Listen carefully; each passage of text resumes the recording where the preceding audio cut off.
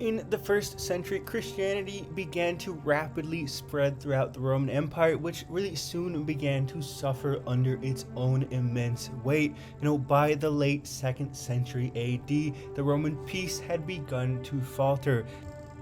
Christianity had begun in the 1st century AD in the Roman province of Judea around Jerusalem, and it centers around the life and teachings of Jesus of Nazareth, who claimed to be the Son of God and God himself in the flesh and the awaited Messiah prophesied in the Old Testament. Jesus performed healing miracles and preached messages around the themes of loving and forgiving your enemies, repenting for committed sins, and eternal salvation and resurrection at the end of time, attracting a group of devoted followers. But his teachings challenged the Jewish religious and social norms of the time, leading to his crucifixion by Roman authorities around 30 AD. And so according to Christian belief, though, Jesus rose from the dead 3 days after his crucifixion, which is the foundation belief for the Christian faith, proof to Christians that Jesus was truly divine. And following Jesus' death and resurrection, his disciples, particularly Peter and Paul, spread his teaching throughout the Roman Empire. And despite early persecution, Christianity grew rapidly, appealing to a wide range of people with its message of hope, unlimited forgiveness, and eternal life. But by the 3rd century, the stability of the empire suffered from a weakened army, staffed now mostly by foreign mercenaries, combined with the economic stagnation produced by a dwindling tax base. And so, really, from 235 to 284 AD, no fewer than 22 emperors attempted to hold on to power for brief terms, which usually terminated with the ruler's violent death. And at this point, Christians may have constituted as much as 10% of the Roman population. Roman emperors again and again, though, blamed Christian communities and targeted their leaders for persecution for this decline in the Roman Empire. This is because, unlike other religious groups, Jews and Christians were notable for refusing to participate in Rome's traditional polytheistic rituals. Jews were generally exempt from these rituals due to, the hereditary nature of their religion. However, Christians were at risk because anyone could convert to Christianity, and an empire in crisis needed the protection of the gods, and all its citizens had a duty to sacrifice for the health of the empire. Christians were also viewed with suspicion because they were rumored to be cannibals because they ate the body and drank the blood of their founder. The early Roman Christians did not discredit the existence of the old gods, but rather ascribed to them a shameful ranking. They would be called Damiones, a name that pagans reserved for the lowest order of gods. It was these, Damiones who would become the demons that early Christians believed had, for hundreds of years, successfully enticed so many away from the true God. Bishops and clergy were arrested and forced to offer sacrifice in this period. Scriptures were taken out of early Christian churches and burned, and the churches themselves were leveled to the ground. Those Christians who failed to comply were often threatened with execution, sometimes as a spectacle, and many went willingly. Therefore, Christianity literally went underground after the mid-3rd century.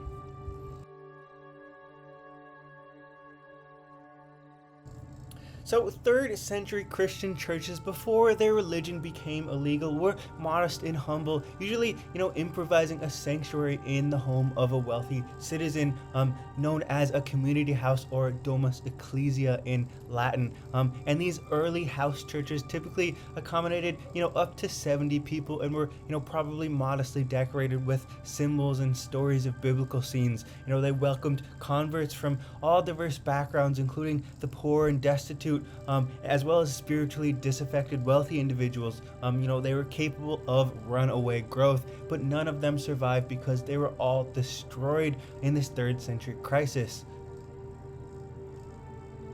The New Testament's portrayal of Jesus treating women fairly led to the influence of many influential female converts in the early Christian community. And so wealthy female patrons, more often than the males, donated meeting houses and properties for cemeteries and churches used by Christians.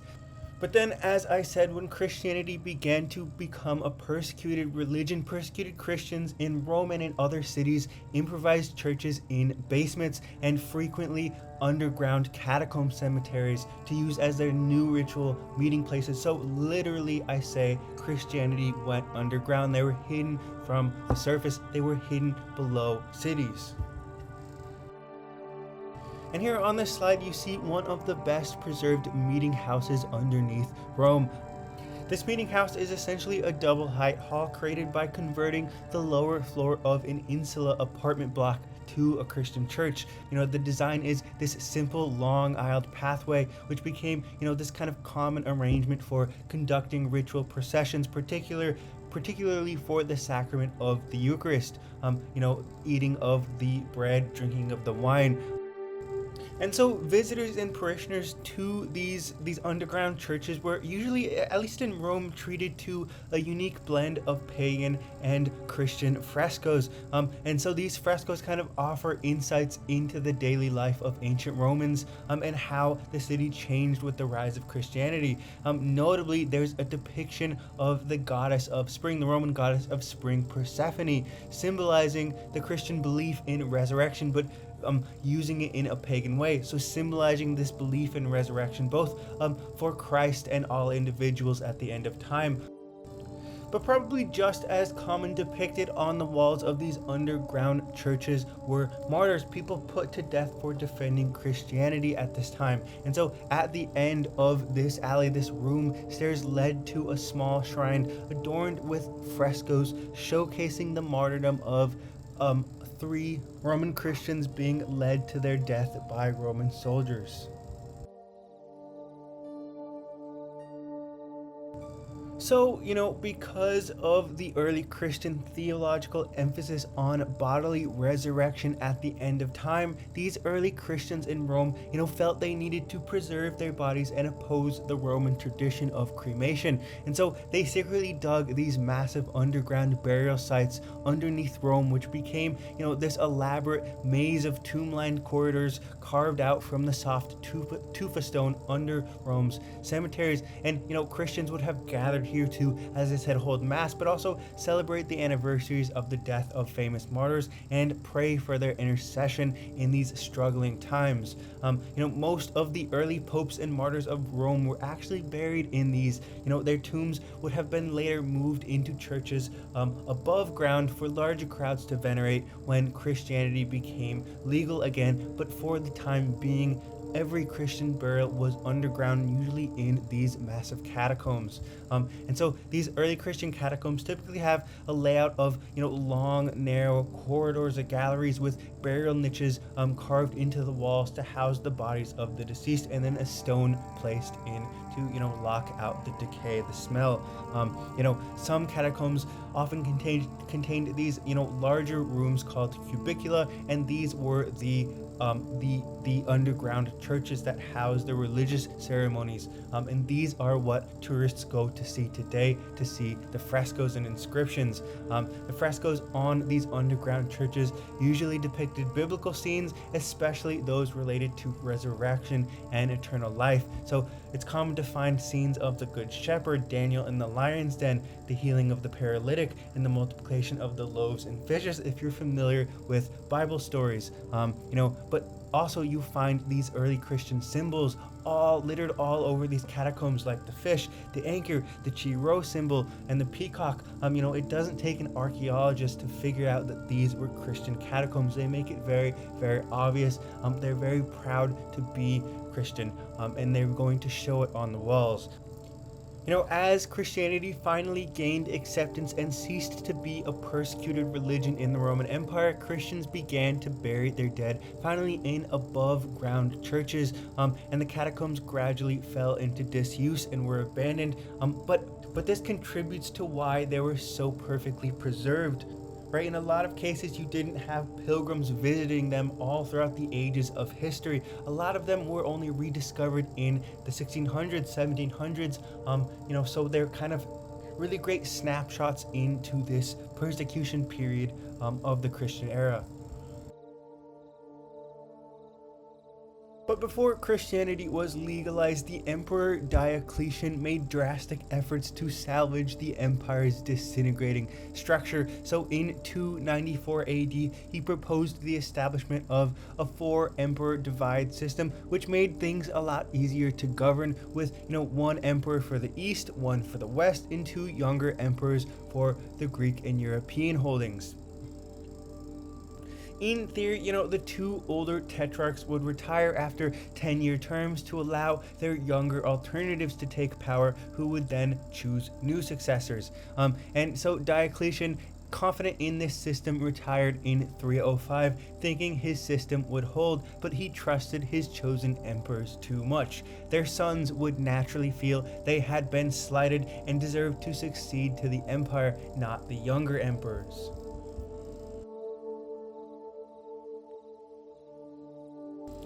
Constantine, hailing from Britain, was the son of one of these tetrarchs, and he began his campaign for power from the northern capital of Trier in Germany. And so in Trier, he continued his father's policies by constructing city walls, a massive bath complex, one of the largest outside Rome, an imperial palace, and a significant basilica. So he's acting as an emperor here, even though he has not been declared one.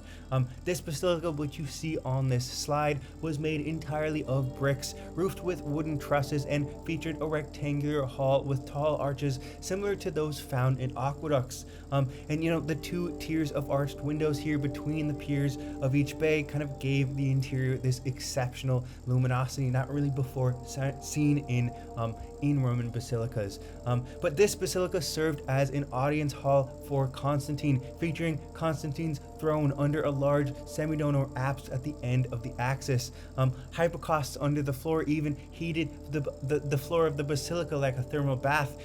And you'll notice this looks suspiciously like a Christian church. In fact, it was later turned into one, as you see from one of these pictures. But we'll get to why this is in just a second. As a little hint, Constantine has a lot to do with the legalization and imperial sponsorship of Christianity in the Roman Empire. Constantine's chief rival, Maxentius, the son of another tetrarch acting as an emperor, introduced quite a different style of basilica in Rome, one of the grandest vaulted concrete structures in the world up to this point. The central groin vaulted nave rested on these massive piers that supported 3 coffered barrel vaults per side, and the central hall imitated the scale and fluid form of the baths of Diocletian. And of course, as you might guess, when their tetrarch fathers died, these sons, Constantine and Maxentius, both claiming to be the senior emperor in the West, would eventually develop a bitter hatred for one another. There can only be one senior emperor in the West, and neither would put themselves below the other. So the rivalry between the sons of these tetrarchs, Constantine and Maxentius, came to a head in the Battle of the Milvian Bridge near Rome in 312 AD. And Constantine emerged victorious and credited his win to his support for the Christian religion. Just a decade earlier, Diocletian had initiated another brutal persecution of the Christians, resulting in more martyrdoms, more imprisonments, more church destruction, more scripture burning. But Constantine, influenced by his mother Helen's secret conversion to Christianity, openly favored the religion. Legend has it that Constantine, shortly before this battle, had a dream in which an angel promised him victory through the sign of Christ. And so by painting Chi-Rho symbols on his soldiers' shields, the first 2 Greek letters of the word Christ, Constantine had gained the support of Rome's significant Christian population, which comprised about 1/3 of the city's inhabitants. And so he entered Rome as a champion of the Christians. The Senate, too afraid to refuse him in anger, the Christians honored him with the Arch of Constantine in 315, located right next to the Colosseum. But it was in actuality a reconfiguration of a triumphal arch originally dedicated to Hadrian and Marcus Aurelius, with the old emperor's faces changed to now depict Constantine. And so, to prove his gratitude to the Christians, Constantine built Rome's first imperially sponsored church, St. John's in the Lateran, to be the city's cathedral, and this church still exists today. And so this new cathedral essentially turned its back on the imperial core to avoid conflicts with the Roman temples in the Forum district, which were still legal. But Constantine chose for his cathedral this remote site on the outskirts of the city. Previously, it was actually the barracks of Maxentius's imperial cavalry, which he had to demolish. This was a very symbolic replacement. Constantine also, donated the palace next to it to the Bishop of Rome, now not having to hide away in catacombs underground, but lavish on the surface with a new palace and a new cathedral. Instead of an impressive colonnaded facade, though, like a pagan temple, Constantine's new church boasted a featureless brick exterior but a lavish interior with 5 aisles to reflect the ideal Christian worldview that the exterior doesn't matter, exterior struggles don't matter, what matters to God is a person's heart. So the really important thing I want you to take away here and remember is Constantine established here the proper form of a Christian church. So he wanted his architects to obviously avoid any association with pagan temples, as Christians wanted to shed themselves of this tradition. So he chose the basilica meeting hall type, familiar to Constantine as part of his works in Trier. And its popular form as a throne room for emperors was adopted as a throne room for Christ, right? Symbolically during worship, but also physically during his second coming, he would have a throne room right here in Rome. And while brick and concrete went into the walls, the roofs were timber beams rather than vaults, all built just like Constantine's basilica and throne room at Trier. Colonnaded halls then soon became a standard element of church interiors. The central aisle here, or what we properly call the nave, pushed above the pairs of side aisles to allow clerestory windows to illuminate the space. And just before the apse here, this freestanding archway rose on these 4 bronze columns and was called the Triumphal Arch of Christ. So instead of dedicating this triumphal arch within this basilica to an emperor, it's dedicated to Christ, the emperor of the heavens and earth. Of course, behind this triumphal arch, underneath the apse, you would find the altar, the table on which, scriptures were read out during Mass and the bread and wine blessed for the Eucharist. And the placement of the apse at the west end of the church here, instead of the conventional Eastern orientation seen in, almost all later Christian churches, was a very strange peculiarity shared by all other Constantinian churches in Rome. And perhaps this is just my own theory, but perhaps it was so the doorway could be oriented for Christ to enter, right? He was supposed to return in the east near Jerusalem, so he would ideally approach Rome from the east and have the doorway facing him to become enthroned in Rome as king of the world, right? Just after his second coming.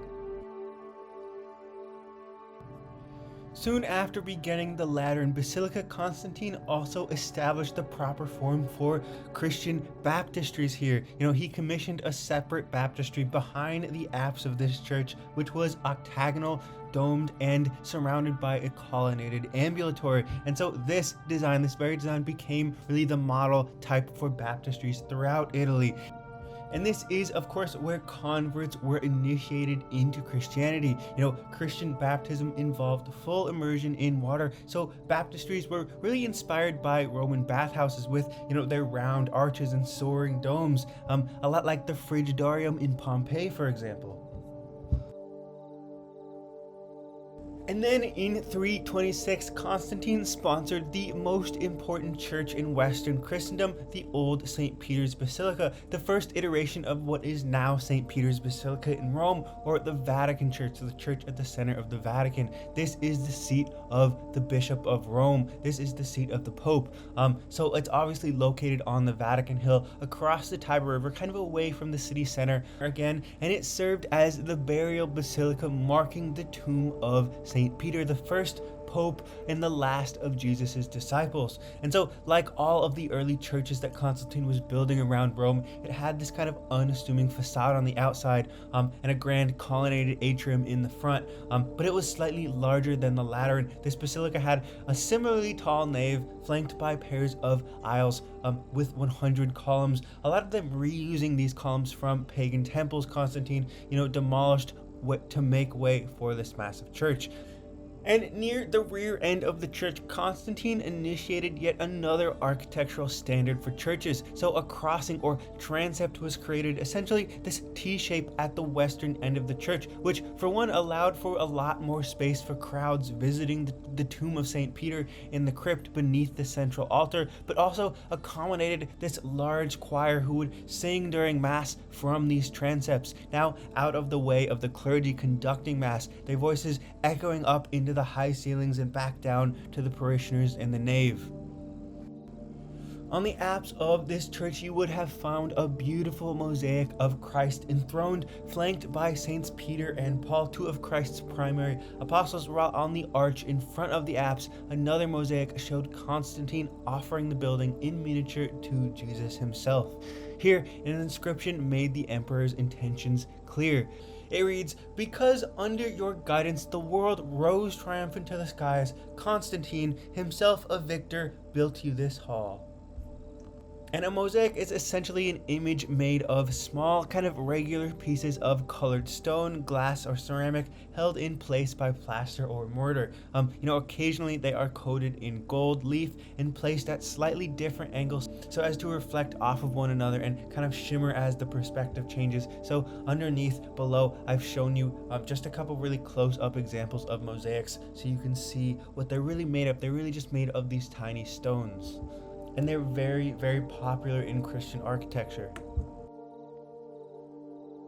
Before leaving Rome to oversee the rest of his empire, Constantine completed the basilica begun by his rival Maxentius, adding to it a second apse. And in this new apse, he placed this colossal seated portrait of himself, some of which still survives today.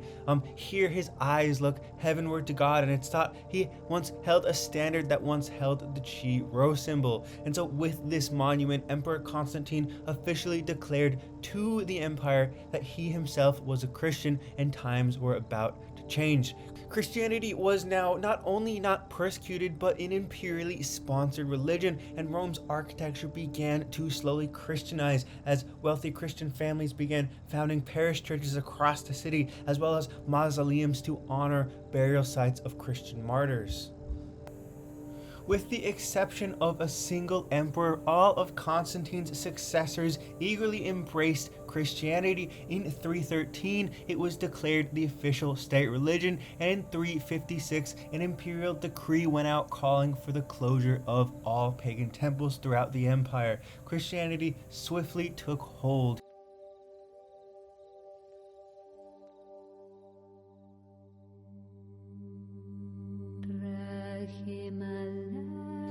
One of the best surviving early Christian structures in Rome on the outskirts of the city is the mausoleum of Santa Costanza, and the fabric of Santa Costanza survives in essentially its original form here. And this was Constantine's very pious Christian daughter who sponsored this burial rotunda in Rome, constructed over the earlier Christian catacombs where the martyr Saint Agnes was buried. Its central plan was actually derived from the royal tombs of Roman emperors, this rotunda shape, with a decorated, elevated porphyry sarcophagus for her eventually at the center, so she could be entombed near to her favorite, most treasured martyr. So the site became essentially a pilgrimage site for Christians to honor both St. Agnes and to grieve their patron Constanza. She sponsored many Christian works around the city of Rome, and so she was kind of very intensely, very deeply treasured and valued to the Christians of Rome. And so, venerating the Christian dead within monuments like these as sort of intercessors to pray to God for their problems had its origins in the Christian catacombs. These saintly figures like Saint Constanza and Saint Agnes were believed to be intercessors with God after their deaths, and so they kind of became to Christians the new pagan gods of the city. Instead of visiting, say, the temple of Neptune, an increasing amount of Romans went to mausoleums like these and prayed to saints and martyrs for their troubles.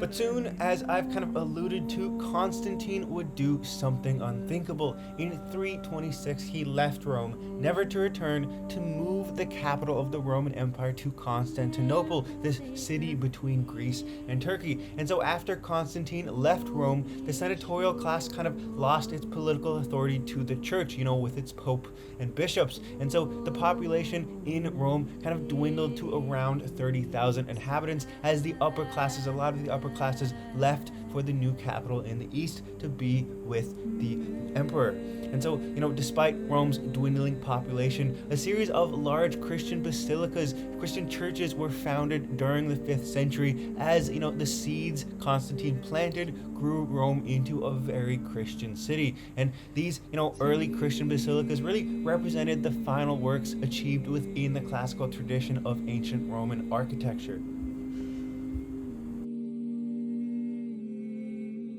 But of course, the western end of the empire Constantine left behind wouldn't last for long. So, incessant raids by the Huns coming as far away as Mongolia penetrated deep into the weakest points of the empire and pushed fleeing Germanic tribes deeper into Roman territories as refugees. They often rebelled until they were given what they wanted, which was land, until Rome itself fell to Germanic sackers in the early 5th century. And so by 476 AD, the Roman Empire in the West officially ended with the deposition of the last Western Emperor, Romulus Augustus.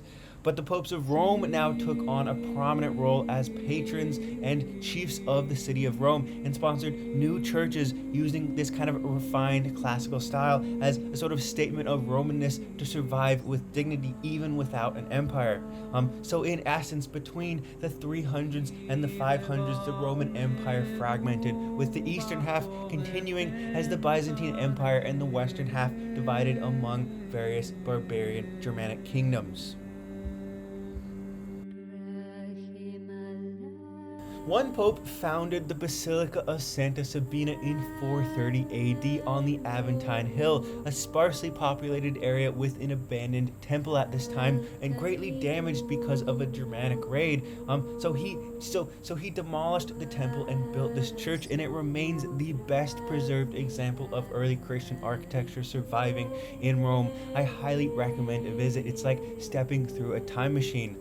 But again, it's very austere brick exterior, kind of recalls Constantine's Basilica at Trier, but the interior looked like the great throne rooms of the old empire, only this throne room, of course, was built for Christ. Its very Corinthian columns holding up the nave were actually reused from the pagan temple of Juno, which once stood on the site. And, its original geometric marble kind of decorations have really been restored to their original kind of restrained geometric design, really making the building look as much as it did when it was built in the 5th century. So you can be assured that this is what the early Christians would have seen, more or less. Except for, of course, the apse mosaic.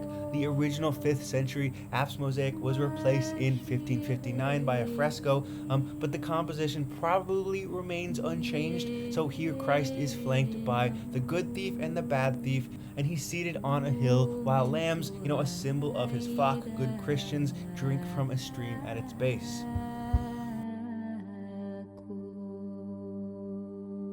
The Basilica of Santa Maria Maggiore, in contrast, used columns with Ionic capitals, probably reused also from an older building, possibly a temple, supporting, these well-proportioned flat entablatures, directly referencing, again, Roman temple motifs. If you remember back to our Greek city-states lecture, this is how you use the Ionic order, with the entablature paired with the correct columns. So this church, dedicated to the cult of the Virgin Mary, right, the mother of Jesus, chose to use the Ionic order because it aligned with the Ionic order's typical use in temples for honoring female deities, female gods, right? And considering what we've learned so far, you might kind of recognize the references in this church. These flat coffered ceilings and, the geometric patterns on the pavement gave Santa Maria Maggiore the feel of interiors like the Basilica Oppia in Trajan's Forum. In fact, this may just be directly what it was inspired by, because it was still standing at this time. And obviously, much of the church has been redecorated in the sort of 17th century Baroque style, but the mosaics found in the apse, arch, and nave, you can be assured, are still 5th century. They're still original. And so the apse arch here is illustrated with mosaics depicting different scenes of infant Christ and the Virgin Mary. It actually contains one of the oldest representations of the Virgin Mary in Christian late antiquity. So this really gave the predominant model for future representations of the Virgin Mary. And if you've seen future representations of the Virgin Mary, you can definitely see why this is really setting the standard here. At the same time, the nave of the basilica was covered in mosaics depicting Old Testament stories, like Moses leading the Jews out of Egypt across the Red Sea, right? And so this was essentially kind of to inspire parishioners to, rethink Rome's past. Their new past was not the fall of the Roman Empire, but the Old Testament and its fulfillment in the present with the birth of Jesus and the humbling of Rome. Their kingdom was to no longer be understood as the Roman Empire, but now the kingdom of God.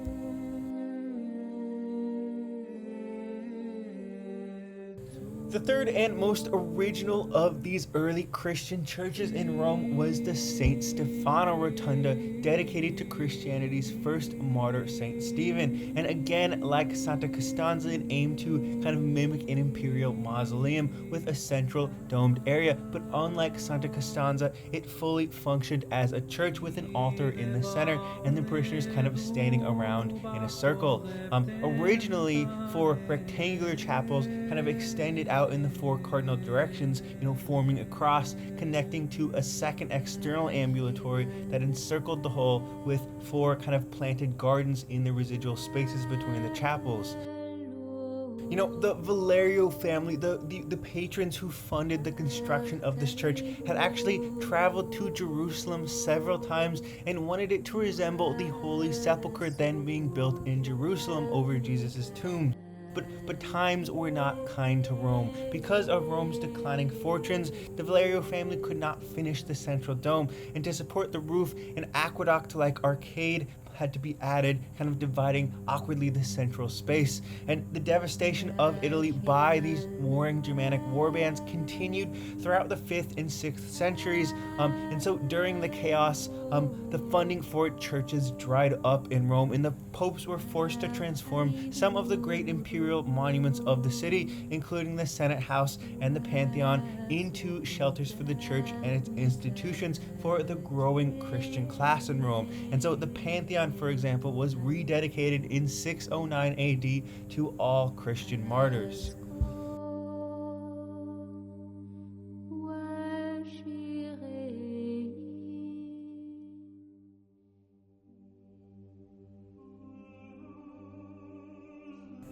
So after Constantine began his great churches in Rome, he transferred, as I said, his political capital east to Byzantium, which he renamed in honor of himself, Constantinople. And so at a safe distance from the old center of power, he produced really the first Roman city plan to include Christian churches as its primary urban components. This was built as a Christian city outward from the original small town of Byzantium. This was the first city in the Roman Empire without pagan temples.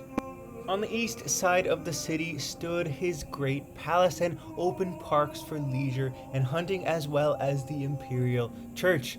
Constantine's new city succeeded beyond all expectations as the new Rome, and within a single generation the population grew to 100,000 inhabitants. In his old age, Constantine built the Apostolion, his own mausoleum, next to the imperial palace in Constantinople. And although his mausoleum doesn't exist anymore, the Basilica of St. Mark in Venice supposedly copied the Apostolion during the late medieval period, and so walking inside is a pretty reliable recreation of what it would have looked like. But again, it's built like a Roman emperor's mausoleum, only with more domes in a Greek cross plan with arms of equal length and all directions. Constantine placed his sarcophagus at the center of the church, met as the main altar, surrounded by 12 empty sarcophagi representing Christ's apostles, kind of aiming to be seen as the 13th apostle. So, despite him having some virtues, his infamous actions as a warlord, led to skepticism about his sainthood. He kind of tried to canonize himself.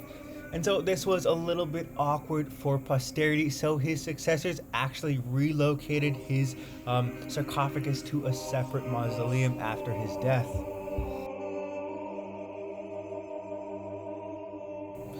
Meanwhile, Constantine's mother, Helena, a very fervent Christian, embarked on her own journey to identify and safeguard Jesus' sacred sites in the Holy Land. So she used, shall we say, faith-driven archaeological methods to locate his birthplace, his crucifixion spot, his ascension spot, and his original tomb. And Constantine then commissioned monuments for all of these sites, with the Church of the Holy Sepulchre being the most significant, marking his tomb. So it was constructed on, the believed site of Jesus' crucifixion and resurrection in 33 AD, based on Helena's findings, and since has been rebuilt twice. So let's look at the history of the site with these beautiful reconstructions. So Jesus was allegedly crucified here and entombed not far away. The canon year is 33 AD, but historians believe this could have really actually been anywhere from 30 to 60 AD. But then in 135, following a Jewish revolt, the Roman Emperor Hadrian, as I mentioned in the last lecture, sought to suppress Jewish and Christian activities in Jerusalem, and so he ordered the construction of a temple dedicated to Venus, the Roman god of love, on the site. And finally, Constantine's mother, Helena, traveled to Jerusalem and ordered the demolition of this temple of Venus, and she conducted excavations at the site underneath the temple and uncovered the supposed tomb and identified it as the tomb of Jesus. So Constantine had this wonderful church and rotunda built on the site, marking the places of crucifixion and entombment. And so the original church before the rotunda followed a typical 5-aisle basilica plan like the ones that Constantine had created in Rome. And the rounded apse contained this underground crypt site actually for the relic of the true cross, allegedly also found by Helena on the site. Behind the apse, this kind of courtyard enclosed the rock believed to be Golgotha, where Jesus was crucified. And this very court linked the basilica to a domed martyrium called the Anastasis, meaning resurrection, which housed Christ's tomb. Originally, the wooden dome, around 20 meters wide, would have been vibrantly painted on the inside and rose on a ring of a dozen columns, symbolic for the 12 apostles themselves sitting on piers below. And so the lower ambulatory on the ground floor really served as a space for pilgrims to process around solemnly this sacred site of Jesus' miraculous return to life. And so pilgrims could publicly visit this site. This became the most important site in all of Christendom.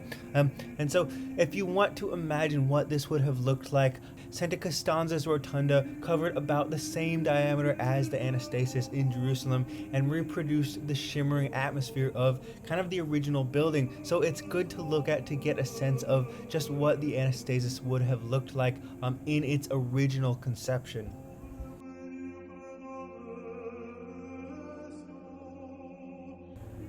So the Eastern Roman Empire, which, as I said, historians now call the Byzantine Empire, would soon see several war-torn decades.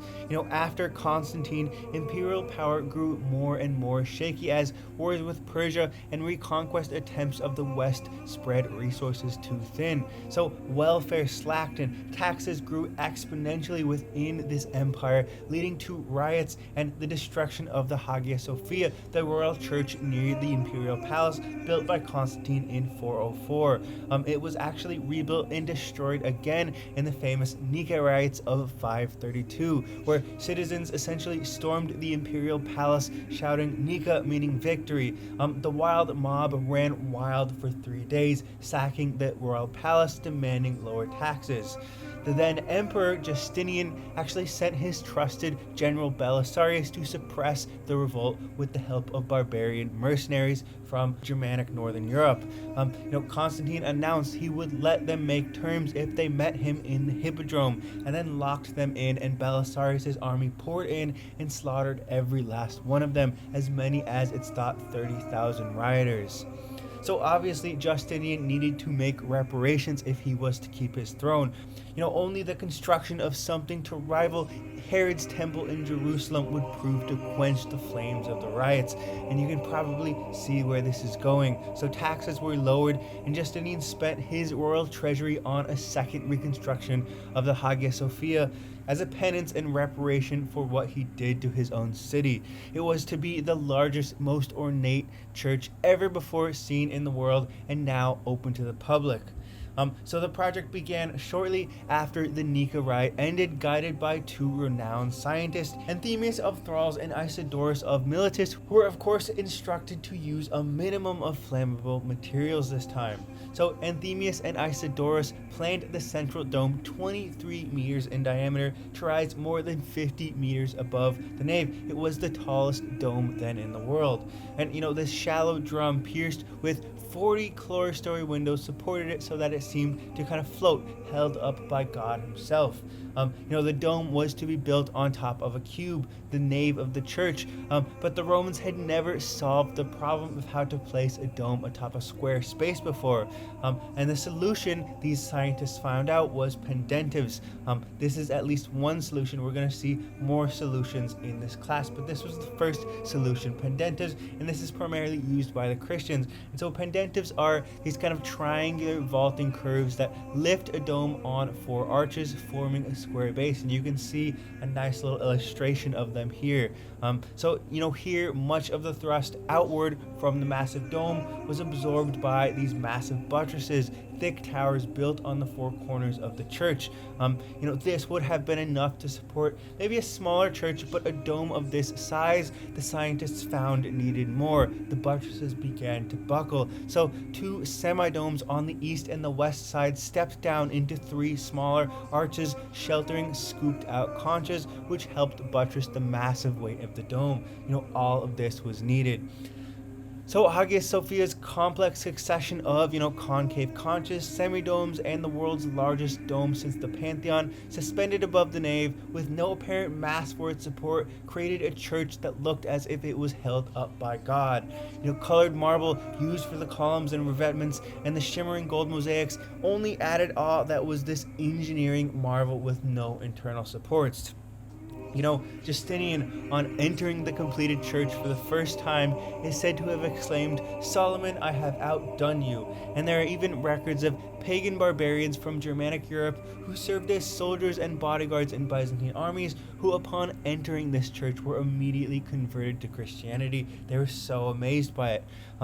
Justinian's court historian once wrote, "Whenever one enters this church to pray, he understands at once that it is not by any human power or skill, but by the influence of God, that this work has been so finely tuned." And so his mind is lifted upward toward God and exalted, feeling that he cannot be far away and must especially love to dwell in this place which he has chosen. And while many of the original golden mosaics of the dome and vaults have since been lost through collapse or covered over when later Muslim regimes turned this church into a mosque, many fine examples still shine on the upper walls and upper galleries. And by the way, these four slender minarets on the corners were actually added by the Ottomans during the 1400s and 1500s. But the upper right hand picture here will give you a good sense of what this would have originally looked like in its original inception under the Byzantines.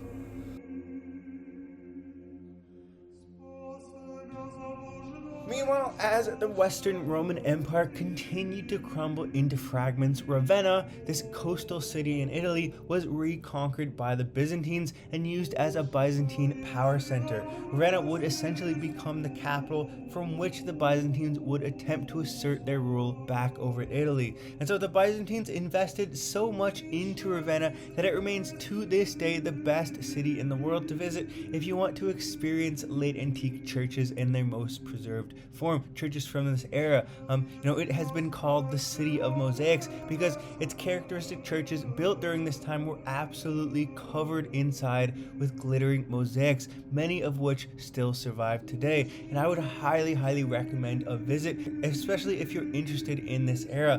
Being a bit of a nerd myself for late antique Christianity, it is one of the most captivating places I've seen in my life.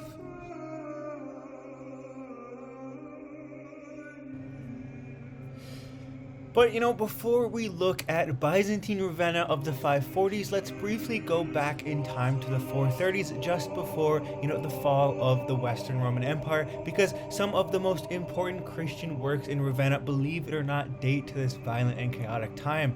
I'm looking closely at Ravenna here because, as I said, it's one of the best cities to look at for early Christian architecture. So here, toward the end of the class, I want to give you a little tour through time, focusing on Ravenna specifically. So a woman named Galla was responsible for the first of these important churches in Ravenna. This was built even before it became a Byzantine power base, before the western half of the empire even fell. Galla actually had a very interesting life. During the sack of Rome by Germanic Visigoths in 410, she was actually abducted by them and brought to Gaul, modern-day France, where she was forcibly married to the Germanic Visigoth king. But after his assassination, she returned to Italy and, through a new marriage, became miraculously the wife of the Roman Emperor Constantius III. After 424 and Constantius' death, she served as a regent for her underage son, ruling the empire essentially in his stead. And at this time, after the sack of Rome, Ravenna had actually become the capital of the Western Roman Empire for safety, and so Galla was able to fund the construction of many churches in different districts of the city, but this is her most famous.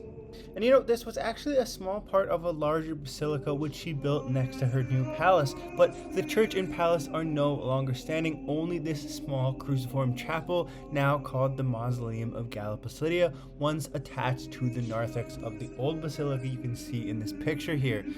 So like any late antique Christian church, the chapel's exterior is very modest, made of the usual brick with evenly spaced blind arches, and it is the oldest sacred building in Ravenna adorned with mosaics, and is traditionally believed to be the burial place of the Emperor Honorius' sister, despite the name. And since I'm a bit obsessive about, Ravenna's mosaics, I'd like to point some out to you in each of these churches, because it's really great to just understand the typical motifs that these would have been decorated with to inspire the Christian faith, right? It really brings these churches to life, to see them through the eyes of contemporaries, of people who back then would have seen them and interpreted them, people who would have known right away what they were looking at. So the interior of this chapel is an absolute masterpiece, blending architecture and decoration in a way that creates this kind of sense of endless space. Unlike the typical Roman mosaics of the time, which were often kind of divided into square compartments, these mosaics flow seamlessly over the entire space, and this style became the hallmark of Ravenna's churches, which are often very plain on the outside but dazzling on the inside, kind of like cracking open a geode. So the central dome of the chapel is truly breathtaking. It features, this dark night sky filled with stars arranged in concentric circles, all surrounding a golden Latin cross. And just below the dome in the lunettes, these kind of half moon-shaped arched spaces, there are 8 white figures representing the apostles, with Peter and Paul here standing out clearly. The lunettes on the eastern and western sides, though, have a kind of more symbolic character set against this deep blue background with acanthus plant patterns. You see two deer here depicted, drinking from a small pond, symbolizing souls yearning for God, inspired by Psalm 42, which says, "As the deer pants for streams of water, so my soul pants for you, my God." And facing the entrance, the north lunette shows a man in white carrying a cross on his shoulder and holding an open book. He walks toward a grill surrounded by flames, and this is, of course, Saint Lawrence, a Roman martyr who was burned on a grill for his faith. And then above the entrance, there's a beautiful pastoral scene. Christ is depicted sitting on a rock interacting with one of his flock, symbolizing Christ's presence among his parishioners at all times.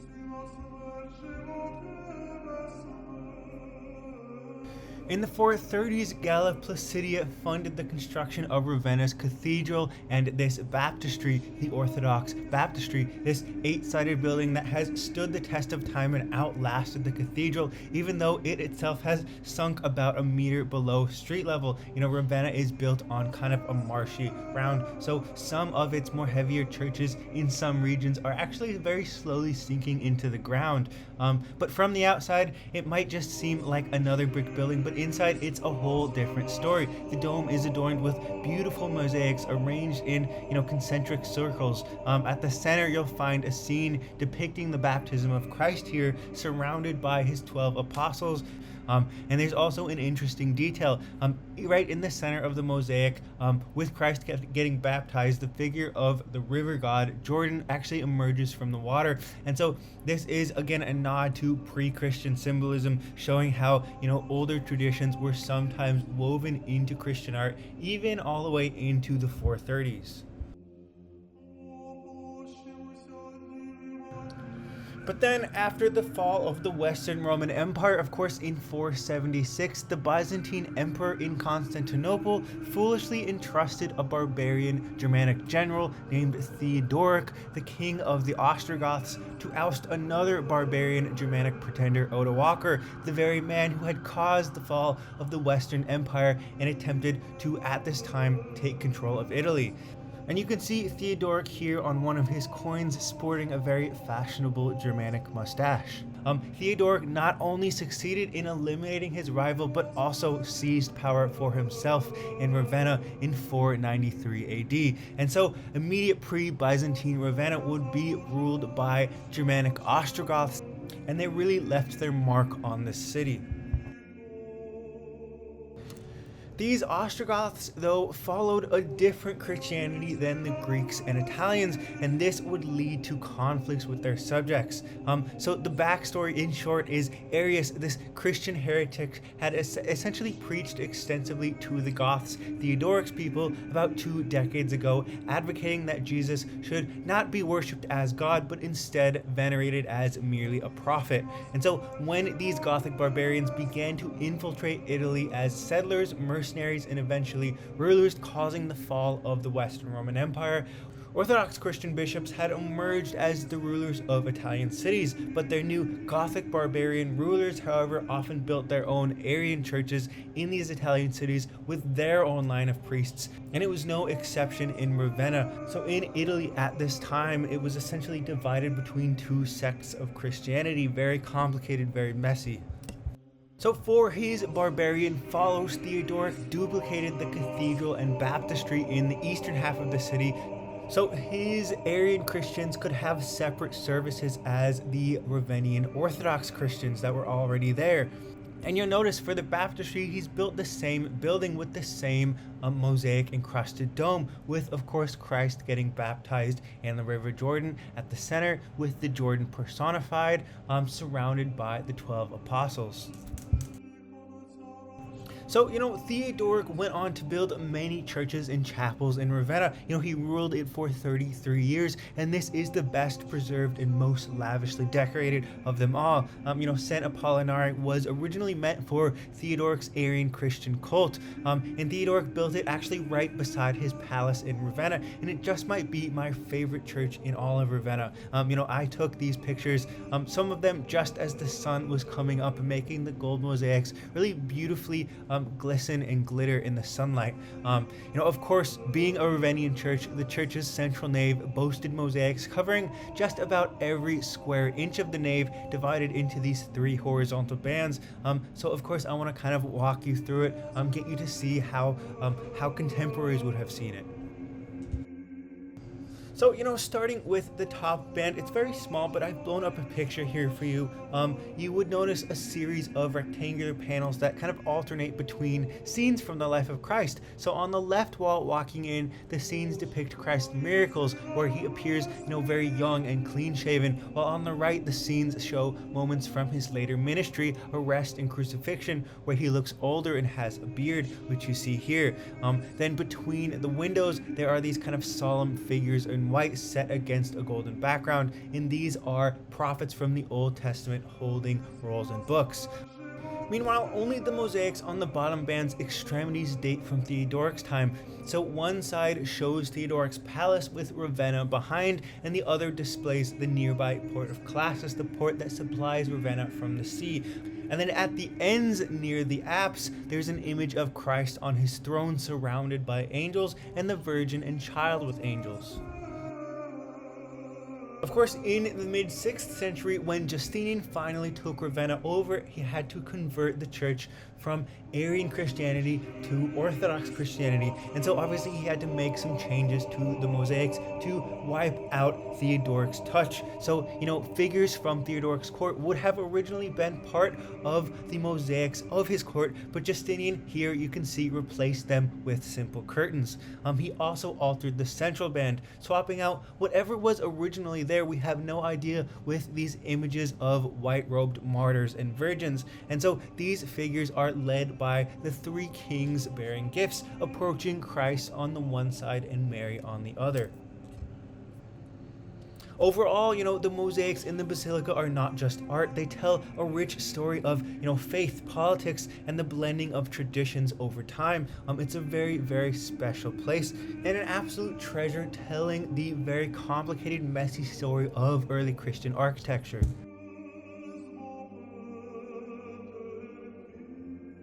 After Theodoric's death in 526, entombed as he was by his followers in this impressive mausoleum, the restored government of Justinian and Ravenna's Orthodox bishops eagerly supported the construction of Ravenna's 2 greatest churches as, a symbolic rejection of Ostrogoth rule and celebration of Byzantine rule. So the first of these, St. Apollinare in Classe, was built at Ravenna's port town as the typical 3-aisled basilica, lined with arcades, held up by Corinthian columns, and lined with clerestory windows. And it sits relatively unchanged from then today. And so the golden mosaics, obviously in the apse, are one of the most ornate preservations of early Christian apse art, and so I want to talk about them today. Again, to get you a sense of what people back then would have seen, what this would have meant to them. So the apse is essentially a symbolization of the transfiguration of Christ on Mount Tabor, where Jesus essentially revealed his divine nature to Peter, James, and John. And so in this mosaic, you can see the hand of God kind of emerges from the clouds to touch a large disc with a Latin cross surrounded by stars, representing Jesus' unimaginable divine nature. He is flanked, of course, as it's said, by Moses and Elias, glowing with golden light as described in the New Testament.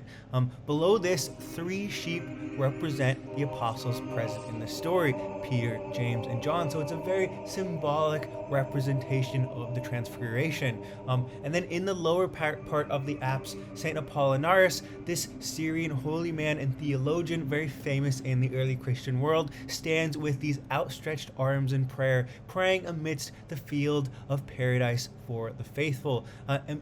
And approaching him are these white sheep, symbolizing the faithful under his guidance. And then in the spaces between the windows here, mosaic depictions of Ravenna's bishops can be seen in the most humble positions, a very Christian thing to do, dressed for the first time, not like Roman senators, but proper bishops wearing palls and holding books.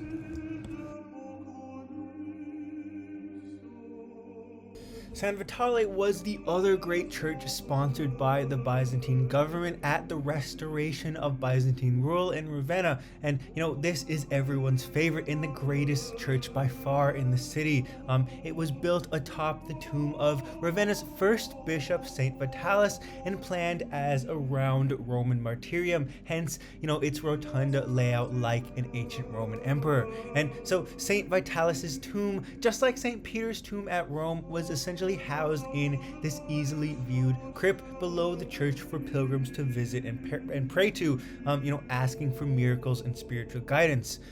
But builders from Constantinople actually designed this church and ornamented it with those very characteristic Byzantine columns in the flattened Corinthian style, much like those from Hagia Sophia, but Ravenian mosaicists decorated it with, of course, Ravenna's characteristic blanket of mosaics. The structure of the church was essentially these 8 wedge-shaped piers supporting arches, forming small apses that supported the dome, much like the half domes of Hagia Sophia supported its dome. This was essentially bringing together 2 of Hagia Sophia's half domes to create a new, smaller church built by Byzantine masons. And we're going to see this style of church again, so do remember this. But to make this not just a martyrium, but a functional church, one of the apses opened up into this kind of rectangular sanctuary for housing the choir and altar, which is the direction parishioners face. So it's within this sanctuary that you'll find most of the preserved late antique mosaics. And just like all of the other Ravenian churches, I'm going to go through the mosaics so you can get a sense of what they meant to 5th century parishioners. So the main arch that separates the choir is adorned with these kind of 15 shields containing the busts of the 12 apostles and of course Jesus at the top. And then for an extra 2, they just put in Saint Vitalis' sons at the bottom. And then on the roof of the choir, at the center of this kind of barrel groin vault, it shows 4 angels standing on globes and holding a garland of flowers and fruit, symbolizing paradise. And in the center of this garland is of course the image of the sacrificial lamb, blood pouring from its neck, a metaphor for Christ's sacrifice on the cross to save mankind. 2 decorated lunettes, these kind of arched areas, are found directly under this. One depicts the life of Abraham, including the moment he was about to sacrifice his son with the hand of God intervening, and the other lunette depicts various other Old Testament stories, including Moses feeding his flock and loosening his sandals at the burning bush. So obviously, this church is trying to obviously push the agenda that the Old Testament feeds into the New Testament. The New Testament is the Old Testament fulfilled, the typical Christian belief, right? So they're blending Old Testament and New Testament stories in a lot of these early Christian churches. The apse shows a theophany on a meadow, this symbol of Christ enthroned in paradise. So Jesus here sits on a blue globe, king of it symbolized earth and heaven at once, wearing of course the purple robe of a Roman emperor. He is flanked of course by 2 archangels as his bodyguards on either side of him, and with an outstretched hand he offers a martyr's crown of precious stones to Saint Vitalis, who was killed as a martyr, while on the other side Bishop Ecclesius, the founder of this very church, holds a miniature model of the church and offers it to Christ. The 2 panels lower down on the apse that kind of face each other are these amazing portraits of the sponsors of the church, Emperor Justinian's royal court from Constantinople, who we've looked at before. On one side we see Emperor Justinian followed by his court and bodyguards, holding a golden paten, the container for the Eucharistic bread, offering it to Christ, led by his, of course, leading bishops. While on the other side we see the Empress Theodora, followed by the ladies from her court, leaving her palace. She carries a large gold chalice for the Eucharistic wine, of course, and is preceded by 2 officials who push open a curtain to lead the way to Christ. So together the royal couple here hold the body and blood of Christ, symbolizing, of course, their earthly rule as agents in his stead until Judgment Day. So this very complex interweaving of of Old Testament and New Testament scenes, modern scenes, and spiritual scenes all coming together in this apse. It would have been this very mesmerizing display for parishioners. And even despite the fine portraits of Justinian and Theodora here in San Vitale, neither of them actually ever set foot in this church or even in Ravenna. But the Byzantines precariously ruled central and southern Italy for another 200 years through appointed governors.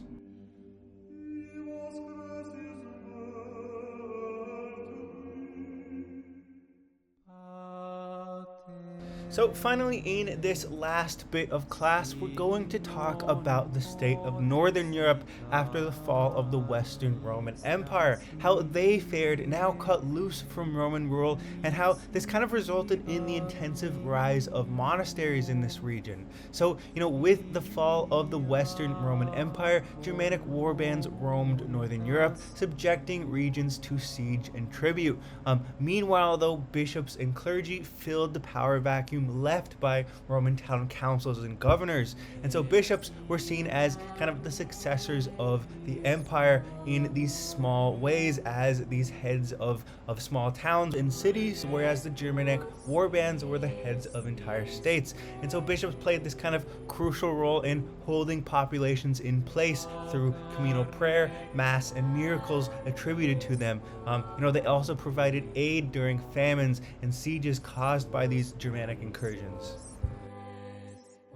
As far back as the 270s AD, Eastern hermits from Christianizing regions like Egypt, Palestine, and Syria had begun kind of retreating to the desert for fasting, suffering, prayer, and spiritual seeking of God. The Greek word monachos, meaning lonely one, gave rise to the modern term monk. And so stories of these hermits were written down and eventually circulated to the collapsing West, especially among the upper class, leading to these kind of moral awakenings and inspired retreats from the world. And so these early monasteries in Italy and France usually appropriated family domus villas, whether in cities or more commonly in countrysides, or more extremely started as kind of mean huts on challenging landscapes like cliffs and isolated islands. These early communities really sought to replicate the harsh conditions of the Egyptian desert. They adopted a simple lifestyle, even wearing tunics of camel hair imported from Egypt in some cases. But by 600 AD, the Benedictine rule started its rise to eventually become the most popular monastic rulebook in Western Europe. St. Benedict's rulebooks emphasized basic moral education and abolished social hierarchies among monks and nuns. Monasteries in this period were typically unimposing, often just made out of converted townhouses or adapted farmsteads, usually centering around a church funded by a local aristocrat. They often settled on undesirable marginal lands. Most monks shared the local population's communal poverty. It's in this period that the laity begins dedicating their children to monasteries as oblates, with child nuns joining as early as age 6 and monks as early as 10. Monasteries also served as sanctuaries for, of course, lost and troubled souls, providing a path to salvation. Monasteries also, of course, gave an outlet to those who craved a sharper, more exacting Christian life, sensitive souls in love with God. But by the 9th century, Western monastic institutions became known for group intercessory prayer, especially during this chaotic age. Entire convents and monasteries prayed collectively for solicited prayers believed to hold stronger spiritual power than individual prayers. These monasteries essentially became powerhouses of prayer for their communities. So in France, the earliest archaeological evidence for monasteries comes from the 7th century, and they seem to have eventually taken a form, preferred by their sponsors, the Merovingian Franks, a Germanic people who migrated to France and set up as France's new rulers after the fall of the Western Roman Empire in 476 AD. And so the early Frankish monastery is really exemplified here at the 7th century Abbey of Saint Denis, the burial place of many Merovingian Merovingian kings, and it featured, an axially aligned string of 3 funerary churches with burial porticuses, burial rooms on the sides, kind of taking after the form of Roman basilicas. The Merovingian Franks had this culture of gift giving. Nobles aspiring to enter the Frankish retinue received gifts like gold jewelry and land in exchange for offering their military service, particularly, their sons in times of battle. But in 496 AD, the Franks adopted Christianity, and when abbots came to the Frankish royal halls to preach the gospel and request land for building monasteries, they were treated similarly to warrior nobles, in the sense that they were granted land as warriors for the soul of their king, with the condition that they would offer perpetual service in the form of eternal prayer and song for the souls of their kings and aristocrats. So, attached to these basilica form churches were these porticus or aisles, which served as burial chambers for the royal patron and their family. Monks prayed daily for the salvation of those buried in these chambers, in these churches. And so monarchs and aristocrats gave gifts to monasteries to kind of ensure their salvation in the afterlife through burial in the porticus. So when one's church burial chambers were filled, a new one was built to the east, and this practice of, axially aligned church groups with burial porticus influenced very similar developments in England.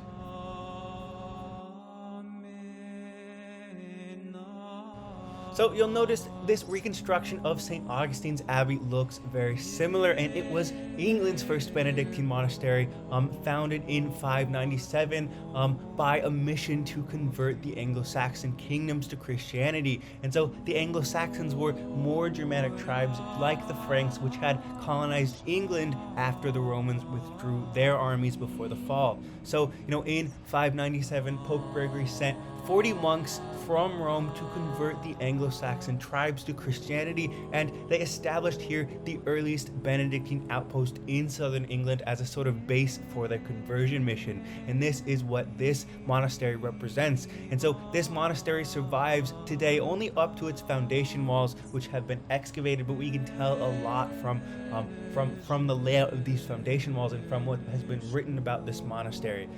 So it's written that these monks sent to convert England secured the support of the Anglo-Saxon king of Kent, this southernmost kingdom, to build them a monastery, emphasizing, his need for eternal prayer after his death to ensure his salvation in heaven, a feat which could only be achieved by, having his tomb close by, eternally shrouded in prayer from the monks.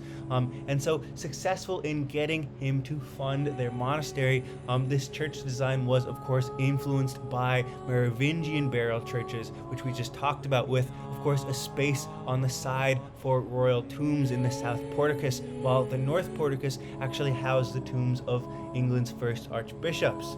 And so by 638, as the King of Kent's family was converted and sought burial at this monastery, 2 more churches were constructed to accommodate the burials. And, these early churches at St. Augustine's Abbey were very simple, made with reused Roman bricks from nearby crumbling Roman ruins covered over with white plaster. They really resembled Roman basilicas with their rectangular naves, connected side aisles, and simple apses. And, Pope Gregory, in his letters to the abbot leading this conversion mission, actually encouraged using pictures for teaching the faith. So it's thought that these churches likely featured frescoes depicting Christ enthroned or gospel scenes, possibly created by artists coming from Rome or Merovingian Gaul. And, to the north of these churches, the monks would have built facilities according to St. Benedict's rule, including dormitories for them to sleep in, a refectory for them to eat in, a kitchen for them to cook food in, and a cellar for them to store their belongings in. And it seems this was not just strictly a monastic site. The easternmost church, St. Pancras, likely served as kind of a public pastoral church, hosting, regular services and housing relics of martyrs from Rome for the new converts to pray to. But then the second generation of monks renovated these 3 churches very lavishly, bringing, it seems, stonemasons and mosaicists all the way from Ravenna in Italy. They added new wings, decorated arcades, valuable artworks, polished imitation marble floors, and early stained glass. And by 1060, England's first monastery had become rich, boasting impressive renovations including a new cloister, bell towers, private chapels, and an octagonal rotunda for housing all the saintly relics it had collected over the years.